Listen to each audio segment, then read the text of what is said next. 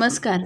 आजच्या व्हिडिओमध्ये आपण महाशिवरात्रीची पावन कथा ऐकणार आहोत. ही कथा ऐकल्याने सुद्धा आपल्या पापांचा नाश होतो, आपल्या मनोकामना पूर्ण होतात. कारण महाशिवरात्री हा भगवान शिव यांना समर्पित असा सण आहे. हा सण फाल्गुन महिन्यातील कृष्ण पक्षाच्या चतुर्दशीला साजरा केला जातो. असं म्हणतात की या दिवशी शिव पार्वती यांचा विवाह झाला होता आणि महाशिवरात्री याविषयी कथा सांगितली जाते. विंध्य पर्वतामध्ये एक व्याधी म्हणजेच पारधी राहत होता. तो अतिशय निर्दयी होता. पशुपक्ष्यांची हत्या करायचा, मुक्या जीवांना ठार मारण्याचे असंख्य अपराध असे त्याने केले होते.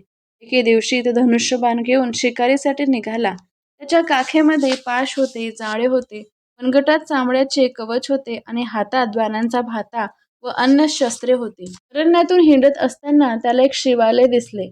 योगायोगाने तो महाशिवरात्रीचा दिवस होता. त्या पर्वकाळी शिवदर्शन घेण्याची चहूकडून भक्त मंडळी येत होती. त्यामुळे त्या परिसरात मोठी यात्राच भरली होती. लोकांनी ते मंदिर खूप सजवले होते. कैलासाप्रमाणे धवल वर्णाचे असे ते शिवालय चांदीसारखे झळाळत होते. त्यावर असलेले गगनचुंबी ध्वज डौलाने फडकत होते. त्या शिवालयाच्या गाभाऱ्यात मणिमय शिवलिंग होते आणि भक्त त्याची यथासांग पूजा करत होते. काहींनी अभिषेकासाठी संततधार धरली होती, तर ब्राह्मण रुद्राध्यायाचा घोष करीत होते. कोणी टाळ मृदुंगाच्या साथीने सप्रेम शिवकीर्तन करत होते. कीर्तन ऐकणारे श्रोते टाळ्या वाजवत मुखाने हर हर महादेव म्हणत होते. भक्तांनी शिवजींना अर्पण केलेल्या सुगंधी द्रव्याचा परिमळ वातावरणामध्ये सर्वत्र पसरला होता. मंदिराच्या सभोवती असंख्य दीप लावलेले होते. शंखानाद घंटानाद होत होते. भैरींच्या निनादाने आकाश दुमदुमत होते. फक्त आनंदाने नानाविध वाद्ये वाजवीत होते. ते दृश्य पाहून व्याधाची पावलेही तेथे वळली. तेथील शिवभक्तीचा उल्हास पाहून तो तेथेच थांबला. तो सर्व सोहळा त्याने डोळे भरून पाहिला. त्याला लोकांची गंमत वाटली. चेष्टेने हसत तो स्वतःशीच म्हणाला, लोकांच्या या मूर्खपणाला काय म्हणावे काही कळत नाही. देवळात आहे तोही दगड आणि बाहेर आहे तेही दगडच. इथे देव पण कुठला? हे लोक द्रव्याची व्यर्थ नासाडी करत आहेत. आपले अन्न खायचे सोडून हे लोक उपोषण का करतात कोण जाणे. मग तो जाण्यासाठी निघाला. लोक म्हणतात म्हणून तोही हर हर महादेव शिव शंभो असे थट्टेने म्हणू लागला. लोकांच्या गर्दीमुळे मंदिराला उजवीकडून वळसा घालून तो घोर अरण्यात प्रवेशात निघून गेला आणि ही एक प्रदक्षिणा त्याच्या हातून घडली होती. वनातून हिंडताना एखाद्याने गाणे गुणगुणावे तसा तो व्याध गमतीने शिव शिव हर हर म्हणत होता. त्या तऱ्हेने त्याच्या मुखातून शिवनामाचा गजर होऊ लागला. त्या दिवशी रानात खूप भटकंती करूनही त्याला शिकार मिळालीच नाही. सूर्यास्त झाला. काळाकुट्ट अंधार पसरला. ब्रह्मांडाच्या करंडात काजळ भरावे व काळ्या गोधडीचा विशाल मंडप उभारावा तसा तो परिसर अतिशय गडद आणि अंधारून गेला होता. चंद्र नसल्यामुळे ती रात्र एखाद्या विधवेसारखी उदास आणि विषण्ण वाटत होती. सभेतून महापंडित निघून गेल्यावर मागे राहिलेले मूर्ख लोक व्यर्थ वटवट करतात, त्याप्रमाणे सूर्यास्त झाल्यावर तो दूर निस्तेज मिचमिचणाऱ्या चांदण्यांप्रमाणे ती रात्रही त्या सभेसारखी अर्थहीन काळाहीन वाटत होती. अशा त्या अंधाऱ्या रात्री तो व्याध उपाशीपोटी अरण्यात भटकत होता. तेवढ्यात त्याला एक मोठे सरोवर दिसले. एखादे घर सर्व प्रकाशाच्या समृद्धीने युक्त असावे असे ते सरोवर कमळ पुष्पांनी शोभून दिसत होते. त्याच्या काठी एक बिल्व वृक्ष होता. योगभ्रष्ट लोक स्वर्गातून भूलोकी जन्म घेण्यासाठी पुन्हा खाली येतात, त्याप्रमाणे त्याच्या फांद्या उंचावरून खाली वाकल्या होत्या. त्यावरून तो व्याध झाडावर चढून बसला. त्याने मनुष्यावर बाण लावला आणि कुणीतरी पशु पाणी पिण्यासाठी तेथे येईल त्या आशेने वाट बघत बसला.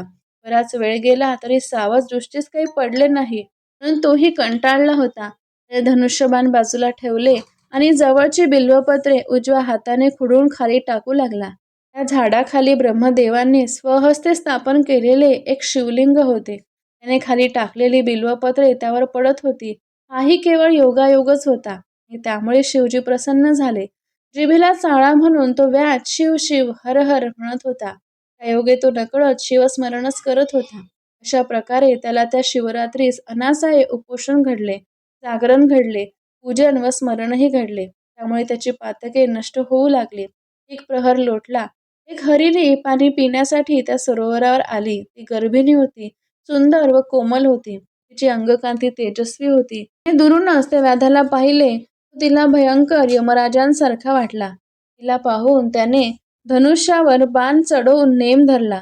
तेव्हा ती घाबरली आणि त्याला उद्देशून मनुष्यवाणीने म्हणाली, हे महापुरुषा, मी काहीही अन्याय केलेला नसताना मला का मारतोस रे? मी गर्भवती आहे. माझ्या पोटात लहान अज्ञानी गर्भ आहे. मला मारलेस तर तोही मरेल. तुला गर्भहत्येचे पाप सुद्धा लागेल. असे शेकडो लहान जीव मारले तर एका बोकडाच्या हत्येएवढे पाप लागते. 100 बोकडांना मारल्याने एका बैलाच्या हत्येएवढे पाप लागते.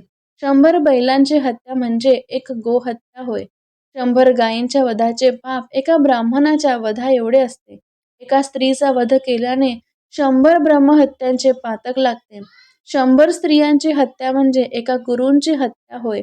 आणि एका गर्भिणीला जीवे मारणे हे तर गुरुहत्येचे शतपट पाप आहे, असे शास्त्र सांगते.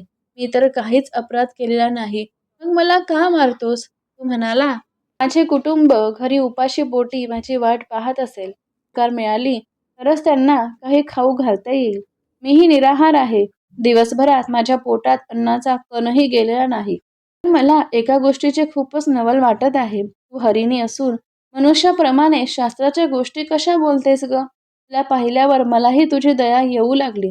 विशाल नेत्रांची सुंदर हरिणी आहेस, म्हणून तू पूर्वी कोण होतीस? तुला एवढे ज्ञान कुठून प्राप्त झाले हे सर्व मला सांग. हरिणी म्हणाली, पूर्वी देव आणि असुर यांनी क्षीरसागराचे मंथन करून जी 14 रत्ने बाहेर काढली त्यात मीही होते. मी रंभा नावक अप्सरा होते. मला पाहून देवादिकांनाही मोह पडायचा. माझ्या प्राप्तीसाठी तपस्वी लोक अपार तपश्चर्या करायचे. माझ्या नेत्रकटाक्षरूपी जाळ्यामध्ये देवांचे मनोरूपी मासे अलगद सापडायचे. माझ्या अंग सुगंधाने आकर्षित होऊन मुनिरूपी भ्रमर मागे मागे धावायचे. सुमधुर गायन ऐकण्यासाठी अमृतपान करणारे देव मृगासारखे मुक्त होऊन धावत यायचे. मी स्वर्गातील दिव्य भोग भोगत असे. तिथे माझ्याशी सौंदर्यात बरोबरी करू शकेल असे कुणीही नव्हते. व्हायचा तोच परिणाम झाला. स्वतःबद्दलच्या अभिमानाने मी गर्विष्ठ झाले. शिवभक्ती सोडली. भगवान शंकरांची पूजा अर्चा नामस्मरण भजन शिवरात्र सोमवार प्रदोष व्रते तरी नाशी झाली. माझी बुद्धीच भ्रष्ट झाली होती जणू. अमृत प्यायचे सोडून मी मद्य पिऊ लागले. मला देवांची संगत आवडेनाशी झाली. हिरण्य नावाचा एक भयंकर दैत्य होता.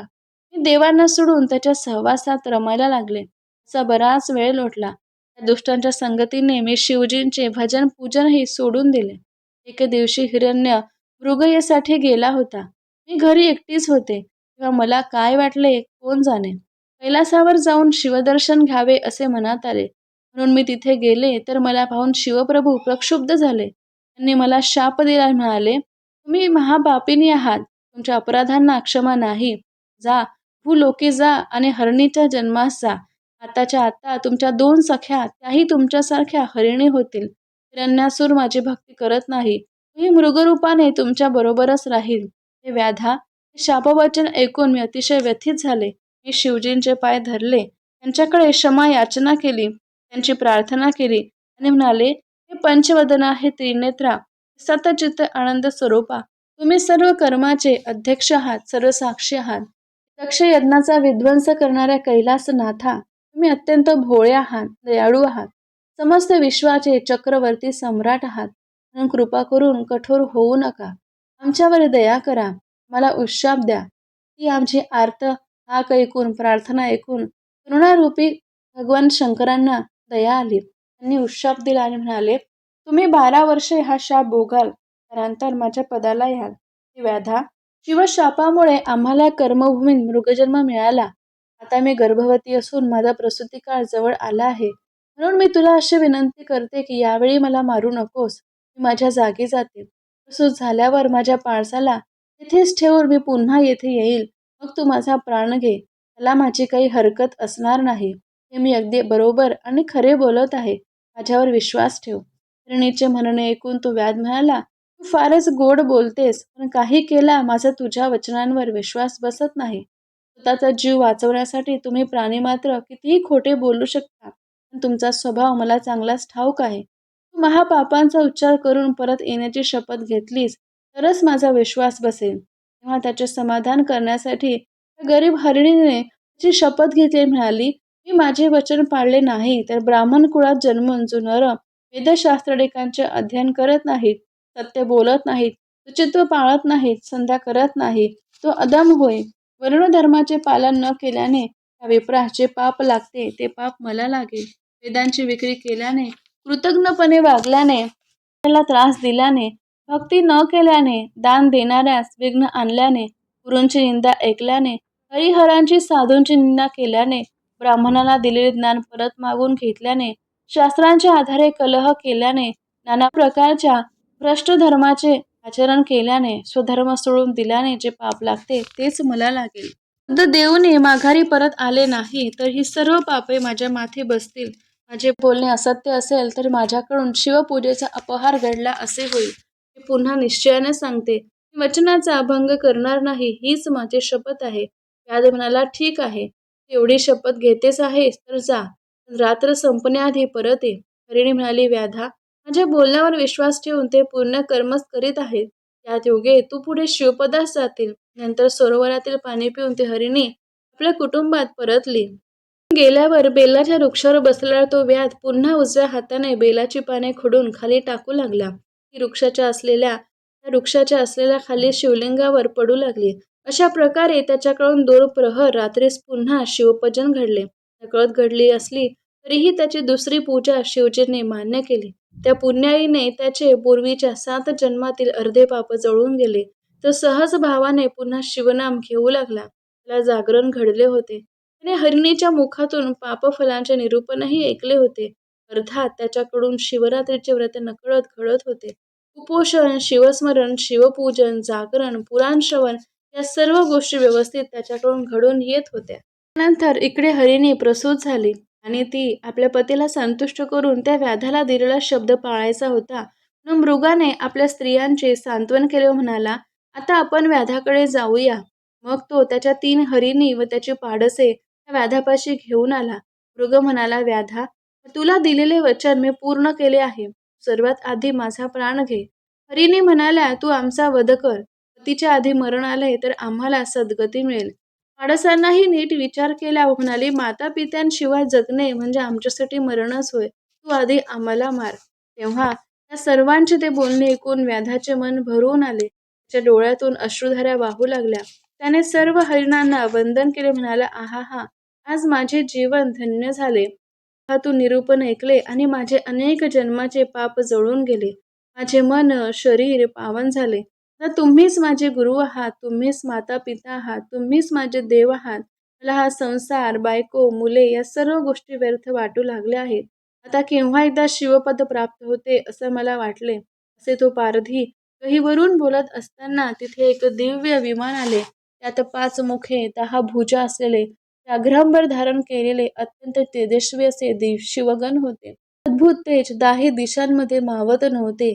त्या समयी किन्नर दिव्य वाद्ये वाजवित होते. विद्याधर मधुर आलापयुक्त गायन करीत होते आणि स्वर्गातील देव दिव्य पुष्पांचा वर्षाव करत होते. एवढ्यात सर्व हरिणांना दिव्य देह प्राप्त झाले.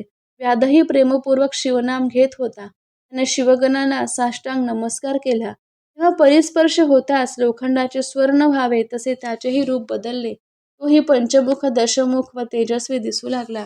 शिवगणांनी त्याला विमानात बसण्याची विनंती केली. तेव्हा दिव्यत्वास प्राप्त झालेल्या मृगांसह तोही विमानात बसला. देव त्याची स्तुती करू लागले. व्याध शिवलोकी गेला आणि त्याला शिवपद प्राप्त झाले. मृग परिवार दिव्य तारकांच्या रूपाने आकाशात झळाळू लागला. लोक अशा प्रकारे ही महाशिवरात्रीची पावन कथा आहे. जोही भक्त तिचे मनपूर्वक श्रवण करतो त्याचे महापातके जळून जातात. आणि ही शिव महापुराण कथेतील महाशिवरात्रीची कथा तुम्हाला कशी वाटली कमेंटमध्ये सांगायला विसरू नका. आणि महाशिवरात्रीच्या दिवशी दिवसभरात कधीही कथा लक्षपूर्वक नक्की ऐका. तुमचे सर्व पापांचे क्षालन होण्यास मदतच होईल.